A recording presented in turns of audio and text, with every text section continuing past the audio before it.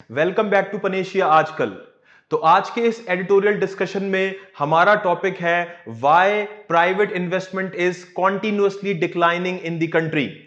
क्यों हमारे देश में प्राइवेट इन्वेस्टमेंट लगातार गिर रहा है और इसको लेकर भारत सरकार को क्या स्टेप उठाने की जरूरत है। तो देखिए दोस्तों, बात ऐसी है कि हमारे देश की फाइनेंस मिनिस्टर निर्मला सीतारमण जी ने कुछ दिनों पहले, कुछ एक महीने पहले की बात है, उन्होंने प्राइवेट इन्वेस्टर्स की एक मीटिंग बुलाई और इस मीटिंग में उनका कहना था कि आप जो प्राइवेट इन्वेस्टर्स हो वो हनुमान जी की तरह हो। हनुमान जी जिन्हें बार बार याद दिलाना पड़ता था कि आपकी शक्तियां क्या हैं और उन शक्तियों का इस्तेमाल आप कैसे कर सकते हो, उसी तरीके से आप सभी लोगों में पोटेंशियल बहुत ज्यादा है, लेकिन उस पोटेंशियल के हिसाब से आप बिल्कुल भी इन्वेस्टमेंट नहीं कर रहे हैं। तो यहां पर राइटर ने बहुत खूबसूरती से इस बात को समझाया है कि सिर्फ ये कहने देने से कि आप हनुमान हैं या उस तरह से उनका मोरल बूस्ट करने से प्राइवेट आदमी कभी भी इन्वेस्ट नहीं करेगा। अगर आपको प्राइवेट इन्वेस्टर से इन्वेस्ट कराना है तो आपको कुछ और स्टेप्स लेने की जरूरत है। तो दोस्तों देखिए, सबसे पहले हम समझेंगे कि इन्वेस्टमेंट की जरूरत क्या है। देखिए दोस्तों, किसी भी देश में अगर इन्वेस्टमेंट होता है, जैसे कि मान लीजिए कोई फ्लाईओवर बन रहा है, कोई सड़क बन रही है, तो जब सरकार वहां पर या कोई प्राइवेट आदमी वहां पर इन्वेस्टमेंट करता है तो लोगों को पहली बात तो रोजगार मिलता है, क्योंकि सड़क बनेगी, फ्लाईओवर बनेगा, स्कूल बनेगा तो लोगों को वहां पर रोजगार मिलेगा। जब लोगों को रोजगार मिलेगा तो उस हिसाब से उनकी इनकम बनेगी। जब उनको इनकम मिलेगी, उनकी इनकम बढ़ेगी तो उनकी डिमांड बढ़ेगी, और उस डिमांड के हिसाब से जब सप्लाई को देना होगा तो इंडस्ट्रियल प्रोडक्शन बढ़ाया जाएगा और इंडस्ट्रियल प्रोडक्शन में फिर से लोगों को रोजगार मिलेगा। तो कुल मिलाकर इन्वेस्टमेंट देश की ग्रोथ के लिए बहुत अहम हिस्सा है, बहुत जरूरी चीज है। तो यहां पर दोस्तों बात यह है कि प्राइवेट इन्वेस्टमेंट भारत में पिछले कई सालों से लगातार गिर रहा है, और यहां पर ऑथर का कहना है कि 2008 के बाद से देखें तो प्राइवेट इन्वेस्टमेंट में कमी देखने को मिलती है। अब ऐसा नहीं है कि हमारी सरकार ने प्राइवेट इन्वेस्टमेंट को बढ़ावा देने के लिए कुछ स्टेप्स नहीं उठाए हैं। यहां पर ऑथर का कहना है कि मोदी सरकार जब आती है तो 2019 में, यहां पर 2019 की हम बात करेंगे तो आप देख सकते हैं दोस्तों कि एक कॉर्पोरेट टैक्स में रिडक्शन देखने को मिलता है। जहां पर पहले कॉर्पोरेट टैक्स 30% हुआ करता था, उसे घटाकर 22% किया गया। साथ ही साथ जो नई कंपनियां हैं, नई कंपनियों को कॉर्पोरेट टैक्स देना पड़ता था 25%, लेकिन अब वो 25% से घटाकर कितना कर दिया गया, 15% कर दिया गया है। और ये इसलिए किया गया ताकि ज्यादा से ज्यादा प्राइवेट लोग इन्वेस्टमेंट करें। वैसे भी प्रधानमंत्री नरेंद्र मोदी की छवि जहां तक देखा जाए बिजनेस फ्रेंडली कही जाती है, क्योंकि जब वो गुजरात के मुख्यमंत्री थे तो काफी बिजनेस को उन्होंने गुजरात की तरफ अट्रैक्ट किया था, काफी इन्वेस्टर जो थे वो गुजरात में आने लगे थे। और जब वो देश के प्रधानमंत्री बने तो यही उम्मीद उनसे तब भी की गई कि कहीं ना कहीं बिजनेस फ्रेंडली एनवायरनमेंट क्रिएट किया जाएगा जिससे से ज्यादा प्राइवेट सेक्टर का इन्वेस्टमेंट भारत में हो सके। लेकिन सरकार ने जहां एक तरफ ईज ऑफ डूइंग बिजनेस पर बात की कि हम लोग ऐसा एनवायरनमेंट क्रिएट करेंगे ज्यादा से ज्यादा लोगों को यहां पर इन्वेस्ट करने में आसानी रहे और प्रोडक्शन बढ़े हमारा, लेकिन सरकार ने वहां पर एक नारा दिया, minimum government maximum governance. Minimum government का यहां मतलब था कि हम कम से कम इंटरफेयर करेंगे, सरकार का इंटरफेरेंस कम से कम रहेगा, ज्यादा से ज्यादा प्राइवेट लोगों को बढ़ावा दिया जाएगा, ज्यादा से ज्यादा उनसे इन्वेस्ट कराया जाएगा। तो कहीं ना कहीं सरकार ने अपने इन्वेस्टमेंट में कमी कर दी। तो यहां पर जो प्राइवेट इन्वेस्टर थे उनको क्या देखने को मिलता है कि 2008 के बाद से एक तो हमारी ग्रोथ गिरने लगी, ग्रोथ कम होने लगी, ग्लोबल रिसेशन आया था। उसके बाद का जो वक्त था भारत में 2012 के आसपास का, वहां पर कॉमनवेल्थ घोटाला, 2G स्पेक्ट्रम घोटाला, कोयला घोटाला, ऐसी कुछ घटनाएं हुई जिससे इन्वेस्टर्स का मन जो था वो इन्वेस्टमेंट करने की तरफ बिल्कुल नहीं था, तो इन्वेस्टमेंट भारत में कम हुआ। तो मोदी सरकार को ये चीजें विरासत में मिली कि इन्वेस्टमेंट ऑलरेडी कम था, लेकिन यहां पर मोदी सरकार ने अपना इन्वेस्टमेंट और घटाया, पब्लिक इन्वेस्टमेंट घटाया, और पब्लिक इन्वेस्टमेंट जब घटने लगा तो कहीं ना कहीं जो प्राइवेट इन्वेस्टर है वो ये चीज देखता है कि सरकार खुद कितना इन्वेस्टमेंट कर रही है, और जब सरकार अपना इन्वेस्टमेंट कम करती है तो वहां पर प्राइवेट इन्वेस्टर भी हताश होता है और वो भी संकोच करता है उस जगह पर इन्वेस्ट करने से। और ऐसा ही कुछ भारत में हुआ। तो यहां बहुत सारे ऐसे सर्कमस्टेंसेस हमें देखने को मिलेंगे। अगर हम यहां पर फोकस करें तो हमें पता चलता है कि ऐसी बहुत सी वजह रही जहां पर कि प्राइवेट इन्वेस्टमेंट भारत में कम हुआ। जैसे कि आप देख सकते हैं जीएसटी, जीएसटी का आना, साथ ही साथ डिमोनेटाइजेशन, और उसके बाद कोरोना का आ जाना। यहां पर ये कुछ ऐसी घटनाएं हुई जहां पर कि प्राइवेट इन्वेस्टर जो था वो थोड़ा सा संकोच कर गया कि मुझे अभी इन्वेस्ट नहीं करना चाहिए क्योंकि फ्यूचर का पता नहीं, आगे डिमोनेटाइजेशन के बाद क्या होगा, जीएसटी आने के बाद क्या होगा, या कोविड के बाद स्थिति कैसी रहेगी। इसको लेकर इन्वेस्टर जो थे वो बहुत बड़े डिलेमा में थे, कंफ्यूजन में थे, और इसीलिए भारत में प्राइवेट इन्वेस्टमेंट और घटता गया। अब बात उठती है कि ऐसा क्या किया जाना चाहिए जिससे कि भारत में ये प्राइवेट इन्वेस्टमेंट जो है वो बढ़े। तो इसके लिए जो ऑथर ने, जो राइटर ने सुझाव दिए हैं, उस सुझाव के हिसाब से सीधी सी बात है कि सरकार को पब्लिक इन्वेस्टमेंट यहां पर बढ़ाना पड़ेगा। पब्लिक इन्वेस्टमेंट यहां पर सरकार को बढ़ाना पड़ेगा। सीधी सी बात है, जब सरकार खुद से इन्वेस्ट करने लगेगी, जब प्राइवेट प्लेयर्स को नजर आएगा, प्राइवेट बिजनेसमैन को, प्राइवेट इन्वेस्टर्स को जब नजर आएगा कि सरकार खुद इन्वेस्टमेंट कर रही है, तो कहीं ना कहीं उसका एक ट्रस्ट डेवलप होगा। और जब उसका ट्रस्ट डेवलप होगा तो वो अपने आप इन्वेस्टमेंट धीरे धीरे भारत में लाने लगेगा, और इस तरह से ही भारत की जो इकोनॉमी है वो ट्रैक पर फिर से आ सकती है। अगर आपको प्राइवेट सेक्टर से इन्वेस्टमेंट कराना है, प्राइवेट लोगों से इन्वेस्टमेंट कराना है, तो सबसे पहले बात आपको ट्रस्ट बिल्डिंग करनी होगी और सरकार को खुद से यहां पर इन्वेस्टमेंट करना पड़ेगा। तो दोस्तों अब अगले आर्टिकल की तरफ चलते हैं, जहां पर बात होगी कि किस तरह से रशिया इन दिनों लगातार इंटरनेशनल लॉज को वायलेट कर रहा है, और ये उसकी इंटरनेशनल इमेज के लिए बिल्कुल भी ठीक नहीं है। तो हम देखेंगे कि किस तरह से रशिया यूक्रेन में लगातार जो एनेक्सेशन पॉलिसी को आगे बढ़ा रहा है, किस तरह से वो इंटरनेशनल लॉज का हनन कर रहा है, या फिर किस तरह से वो ग्लोबल लेवल के कानूनों को वायलेट कर रहा है। तो सबसे पहली चीज यहां पर कि Russia continued defence of international law.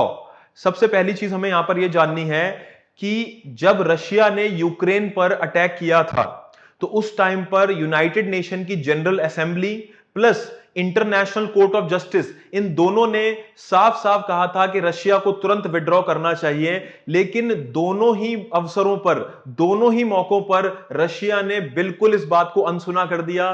कैसे? ध्यान दीजिए, जो यूनाइटेड नेशन है, यूनाइटेड नेशन में जो जनरल असेंबली है उसमें 141 देशों ने इस बात पर वोटिंग किया कि रशिया को विड्रॉ कर देना चाहिए। लेकिन बात ऐसी है कि रशिया ने बिल्कुल इसे नहीं माना, क्योंकि यूएनजीए यानी यूनाइटेड नेशन की जो जनरल असेंबली है उसके जो डिसीजंस होते हैं they are not legally binding, तो वो रशिया के ऊपर बाइंडिंग नहीं थे। But International court of Justice जो कि यूनाइटेड नेशन की एक संस्था है, उसके डिसीजन जो हैं वो पूरी तरह से बाइंडिंग है। लेकिन फिर भी रशिया ने इनकी अनदेखी की। एक और बात यहां पर राइटर ने बताया है कि किस तरह से यूक्रेन ने, जहां यूक्रेन ने एक तरफ अपनी रक्षा के लिए हथियार उठाए, वहीं दूसरी तरफ टाइम टू टाइम यूक्रेन ने वॉर क्राइम्स की भी शिकायतें की कि रशियन आर्मी यहां पर बहुत सारे क्राइम्स कर रही है, हमारी सिविलियन जनता का कत्लेआम कर रही है। और इसके लिए उन्होंने इंटरनेशनल कोर्ट ऑफ जस्टिस हो, चाहे आईसीजे हो, चाहे इंटरनेशनल क्रिमिनल कोर्ट हो, या फिर European court of human rights हो, हर जगह उन्होंने शिकायतें की। बावजूद इसके रशिया पीछे नहीं हटा। तो राइटर का कहना है कि ऐसा क्या रीजन है कि रशिया पीछे नहीं हट रहा है। तो कुल मिलाकर बात ऐसी है कि रशिया कुछ ग्लोबल लॉज को गलत तरीके से इंटरप्रेट करके दिखा रहा है और अपने एक्शंस को जस्टिफाई कर रहा है। किस तरह से? यहां पर समझने वाली बात यह है कि जो यूएनजीए जो है, यूनाइटेड नेशन में जो चार्टर है, जिसे कहते हैं यूएन चार्टर, तो जो ये यूएन चार्टर बात करता है, यूएन चार्टर में एक आर्टिकल है आर्टिकल 51। आर्टिकल 51 का हवाला देते हुए रशिया कहता है कि भाई आर्टिकल 51 का कानून जो कहता है उसके मुताबिक अगर हम पर कोई अटैक करे तो हम सेल्फ डिफेंस में खुद को डिफेंड करने के लिए काउंटर अटैक कर सकते हैं। पर यहां पर रशिया का आर्टिकल 51 के मुताबिक चलना बिल्कुल गलत है, क्योंकि आर्टिकल 51 कहता है कि जब तक आप पर खतरा ना हो, जब तक आपके खिलाफ कोई एग्रेसिव स्टैंड ना दिखाए, जब तक आपकी टेरिटोरियल इंटेग्रिटी या आपकी सोवर्निटी पर किसी तरह का खतरा ना हो, तब तक आप अटैक नहीं करेंगे। और जहां तक हम इस मुद्दे को देखें तो यूक्रेन की तरफ से रशिया के ऊपर कोई अटैक का कोई चांस था ही नहीं, और बेवजह रशिया ने वहां पर अटैक किया। तो आर्टिकल 51 की आड़ में रशिया जो छुप रहा है वो बिल्कुल गलत है। यहां पर एक चीज और देखने वाली है कि रशिया ने हाल ही में यूक्रेन के 4 प्रोविंसेस पर कब्जा किया है। वो 4 प्रोविंसेस कौन कौन से हैं? डोनेस्क, लुहांस्क, ज़पोरिज़िया और खेरसन। इन 4 प्रोविंसेस पर रशिया ने जो कब्जा किया है उसको जस्टिफाई करने के लिए रशिया ने आर्टिकल 1 का सहारा लिया है यहां पर। अब हमें समझना है दोस्तों कि आर्टिकल 1 क्या कहता है। आर्टिकल 1 जो है वो साफ साफ कहता है कि किसी भी देश के लोगों को यह हक है कि वो फ्रीली बताएं कि उनका पॉलिटिकल स्टेटस क्या होगा, मतलब वो किस सरकार के अंडर रहना चाहते हैं, और इसके लिए बात होती है रेफरेंडम की। अब पहली बात तो रशिया कहता है कि हमने इन 4 प्रोविंसेस में रेफरेंडम कराया, तो उसके जवाब में यूनाइटेड नेशन का कहना है कि आपने जो 4 प्रोविंसेस में रेफरेंडम कराया है, पहली बात तो यह कि वो प्रोविंसेस में आपने पूरी जनता का रेफरेंडम नहीं कराया, उनकी वोटिंग नहीं किया आपने सिर्फ उन लोगों के वोट को देखा जो आपके समर्थक हैं, जो प्रो रशियन हैं। तो दूसरी बात, आर्टिकल 1 का हवाला देते हुए यूनाइटेड नेशन का यह कहना है कि आप इसमें आर्टिकल 2 का भी ध्यान रखिए। आर्टिकल 2 क्या कहता है? आर्टिकल 2 कहता है कि आप इंटरवीन नहीं करेंगे किसी देश के मामलों में। जैसे कि आप देख सकते हैं कि आर्टिकल 1 कहता है पॉलिटिकल स्टेटस जनता खुद तय करेगी, लेकिन साथ साथ जो आर्टिकल 2 है, आर्टिकल 2 क्या कहता है? आर्टिकल 2 कहता है that the principle of non intervention is one of the core principles of UN. मतलब आप किसी देश के मामलों में दखल नहीं दे सकते। अब सवाल ये उठता है कि रशिया आर्टिकल 1 और आर्टिकल 2 का वायलेशन कैसे कर रहा है? देखिए, यहां पर बात होती है कि अगर आर्टिकल 1 को देखें तो किसी देश के लोगों को यह हक है कि वो अपना पॉलिटिकल स्टेटस खुद डिसाइड करें, वहां रेफरेंडम का सहारा लिया जा सकता है। पहली बात, रशिया ने रेफरेंडम में गलत काम किया, सभी लोगों को वोटिंग राइट का हिस्सा नहीं बनाया। दूसरी बात, आर्टिकल 2 कहता है कि आप इंटरवीन करेंगे किसी देश की मदद के लिए, कब्जा करने के लिए नहीं। यहां पर रशिया ने क्या कर दिया है? यहां पर रशिया करता है एनेक्सेशन, तो यहां पर रशिया ने कब्जा कर लिया है। तो यह आर्टिकल 2 का वायलेशन है साफ साफ। दिक्कत यह है दोस्तों कि रशिया इन सभी आर्टिकल्स को अपने मुताबिक इंटरप्रेट कर रहा है, जो कि गलत है, और यह आर्टिकल वाकई में कुछ और ही कहते हैं। साथ ही साथ यहां पर एक और इंपॉर्टेंट आपको आर्टिकल देखना है, और वो आर्टिकल है हेग कन्वेंशन। हेग कन्वेंशन का article number 43। Article 43 Hague convention का क्या कहता है कि अगर किसी देश में आपको इंटरवीन करना भी पड़े तो आपको वहां के कानूनों का सम्मान करना पड़ेगा, आप वहां के कानूनों को, वहां के लॉस को हटा नहीं सकते। अब जिस तरह से रशिया ने इन 4 प्रोविंसेस पर कब्जा किया है, तो उसने तो अपने कानून ही इंपोज कर दिए यहां पर।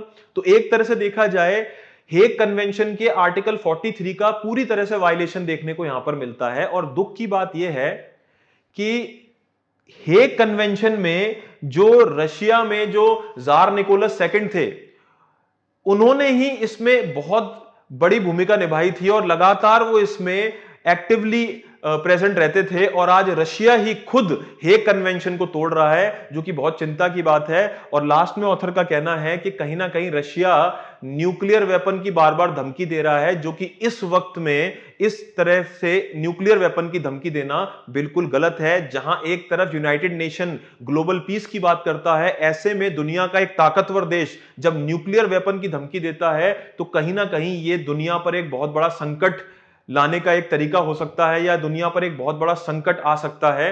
तो कुल मिलाकर यहां पर इस आर्टिकल में हमने देखा कि किस तरह से रशिया इंटरनेशनल लॉज को बिल्कुल ताक पर रखकर और लगातार यूक्रेन में आगे बढ़ता जा रहा है, और एक तरह से ग्लोबल पीस को वो पूरी तरह से वायलेट कर रहा है। पनेशिया ट्यूटर लाया है एक एजुकेशन प्लेटफॉर्म, जहां पर अलग अलग कोर्सेस जैसे कि IAS, PCS, UGC net, SSC और बैंकिंग एग्जाम्स के लिए ऑनलाइन और ऑफलाइन क्लासेस की सुविधा उपलब्ध है। comprehensive coverage of all these subjects through quality video lectures. है एप्टीट्यूड का topic, that is blood relation, uncles only daughter. He took the throne. तो जो थ्रोन पे एम्परर बैठते थे वो अपने साथ ले गए। Kohinoor diamond, the world famous Kohinoor diamond, वो भी मुगल ट्रेजरी से ले गए। फिर आया इकोनॉमिक प्रैग्मेटिज्म, यानी कि चाहे हमारे आपसे झगड़ा भी है तो भी हम आपसे व्यापार कर रहे हैं। जैसे चाइना है, हमारा झगड़ा होते हुए भी हम उससे व्यापार कर रहे हैं। PDF नोट्स और उनसे जुड़े हुए रिलेवेंट MCQs, साथ ही साथ comprehensive mock tests. So join Panesia Tutor for your successful and bright future.